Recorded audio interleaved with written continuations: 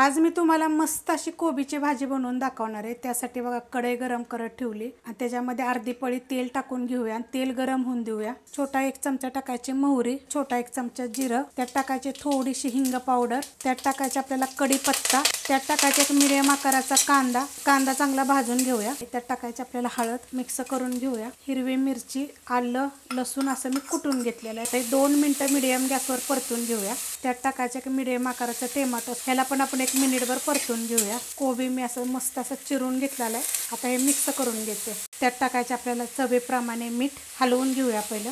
आता ह्याच्यात टाकायचं आपल्याला चण्याची डाळ। आता याला मिक्स करून घेऊया। ओलं खोबरं मी अर्धी वाटी खिसून घेतलेलं आहे। आता हे चांगलं मिक्स करून घेऊया।